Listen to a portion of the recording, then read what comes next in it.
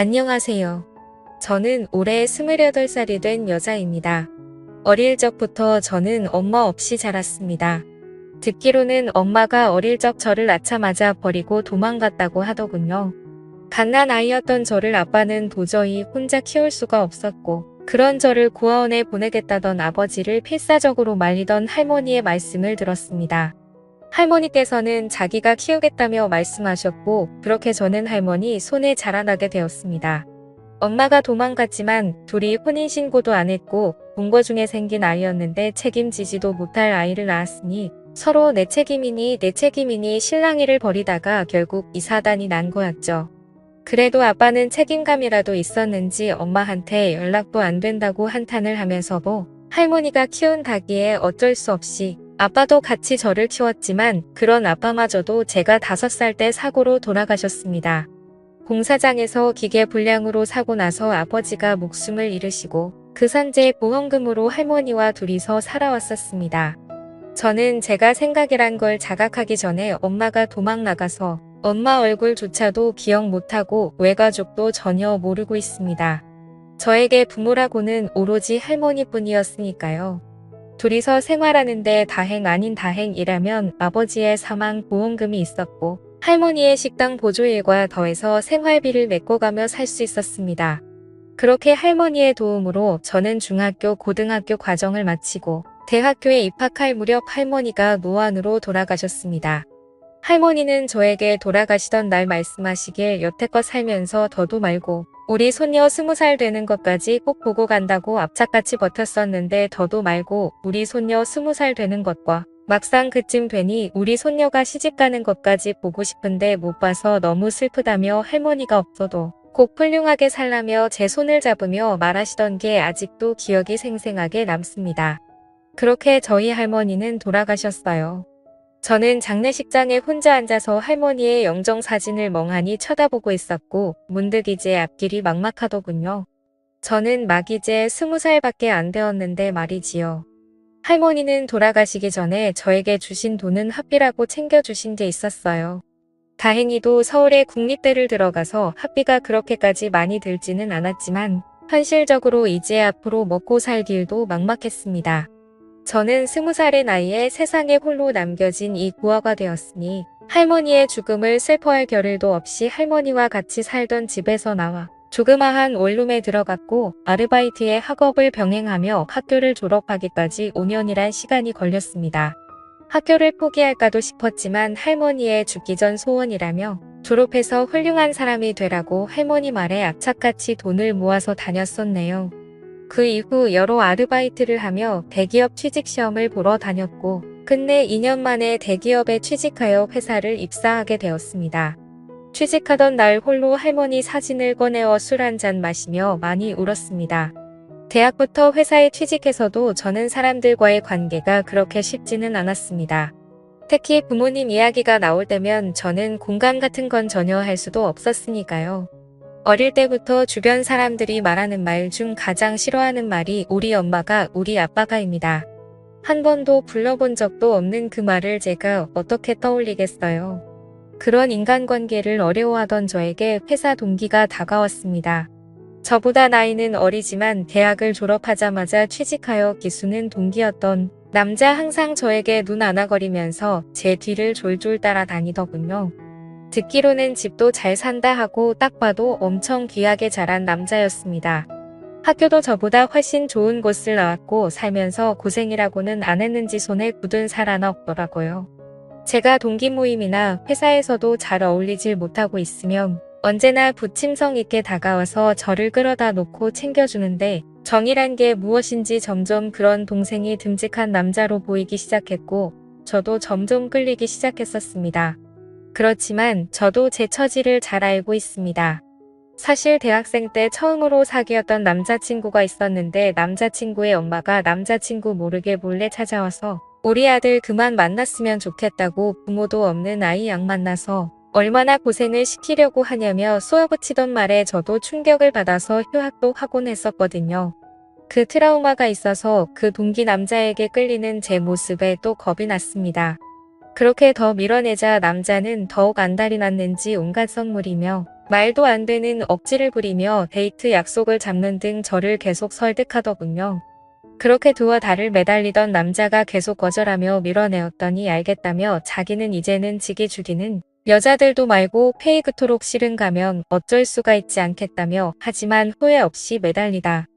이제 더는 원리인 하겠다며 자기도 이제는 자기 좋다는 여자들도 많고 내가 그토록 싫은 거면 어쩔 수가 없지 않겠냐며 하지만 후회 없이 매달렸다고 이제 더는 연락 안 하겠다고 하며 가는데 오히려 잘 되었다고 생각만 하던 그리고 회사에서 이제 저 말고 다른 여직원들과 잘 지내며 스스럼 없이 대화도 나누고 어깨도 털어주던 그 남자를 보게 되자 저도 이 남자를 많이 좋아하는 걸 깨달았습니다. 그래서 제가 연락을 먼저 하니 이제는 남자 측에서 시큰둥해하더군요. 반대로 제가 매달리게 되었습니다. 결국 저희 집으로 찾아온 남자친구와 제자 주방에서 술을 진땀 마시고 연인이 되기로 하였습니다. 남자친구는 자기가 그렇게 매달릴 땐 먼저 연락도 없고 연락해도 시큰둥하던 제가 다른 여자랑 이야기하는 모습을 보이니 발끈하는 걸 보고 일부러 더 그렇게 행동했다고 하더군요. 그리고는 이런저런 이야기들을 많이 나눴습니다.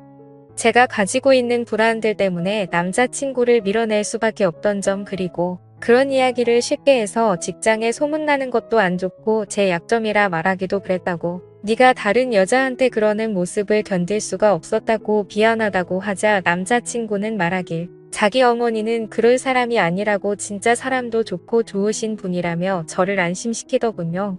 제가 남자친구 눈치를 보며 부모도 없는 처내과인데 괜찮냐니까 오히려 그런 환경에서 혼자서 이렇게 성장한 게 너무 대단하다고 자기였으면 과연 가능했을까? 난 그냥 되는 대로 살지 않았을까라는 생각을 하게 된다고 그러면서 저랑 함께라면 어떤 힘든 일이 생겨도 둘만 있으면 다 이겨내지 않겠냐며 남자친구는 사실 그렇게 힘든 삶을 이야기 속에서나 들었지 극복한 제가 진심으로 정말 너무 존경스럽다고 하더군요.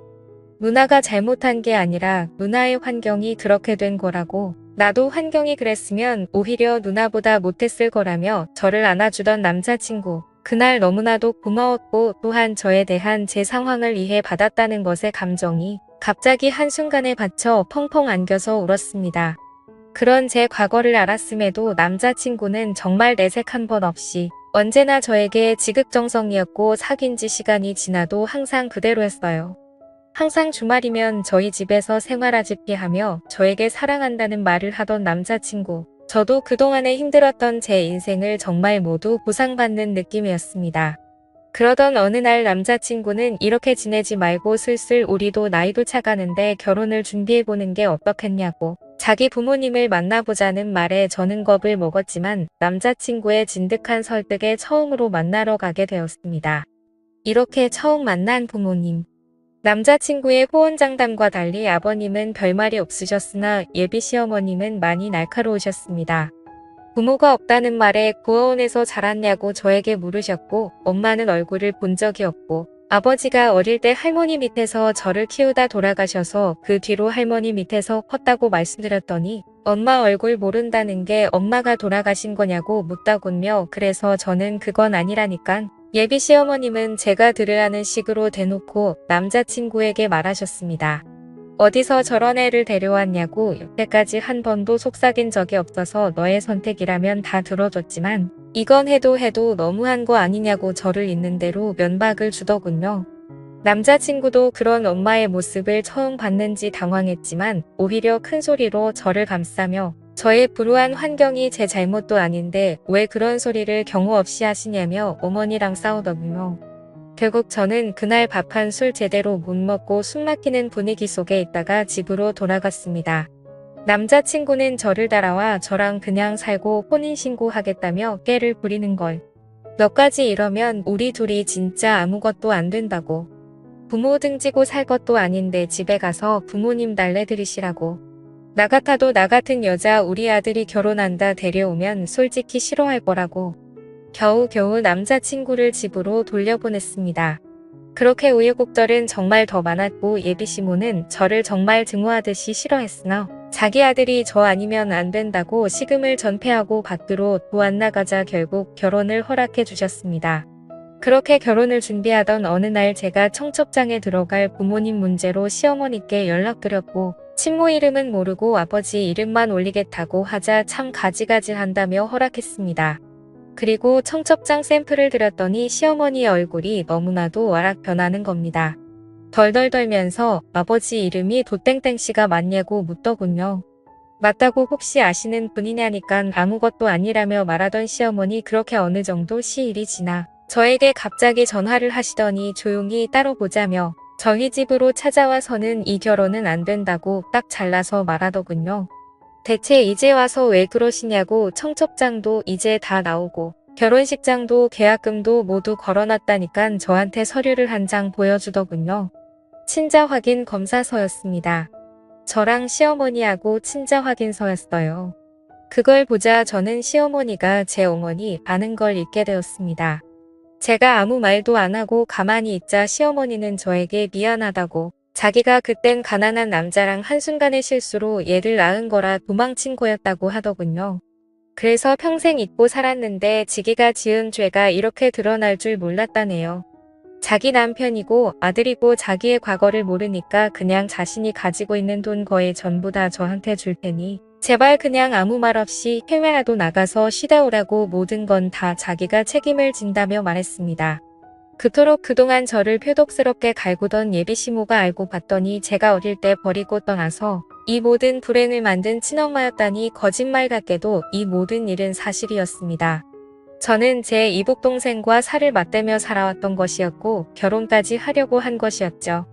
그 다음날 제 엄마는 다시 찾아와 저에게 거액의 돈을 주고 가며 제발 부탁한다는 말을 하길래 제가 화가 나서 이대로 못 간다며 왜 당신 때문에 내가 이 결혼을 파토내야 되냐고 그냥 남자친구랑 결혼해서 살면 우리도 아무것도 모를 일 아니냐고 따지니 어차피 밝혀지면 법적으로도 저희는 부부가 될 수 없다며 다 자기의 죄라고 평생 사죄할 테니 제발 좀 떠나달라고 하더군요. 결국 저는 남자친구에게는 편지 한 통을 남기고 회사도 사표를 내고 떠났습니다. 제 박복한 인생에 비행기 한 번 타본 적 없었는데 이렇게 첫 해외 여행이 신혼여행이 아니라 이런 식으로 하게 될 줄은 꿈에도 몰랐네요. 저는 이제 어떻게 살아야 하나요? 제 사연 들어주셔서 감사해요.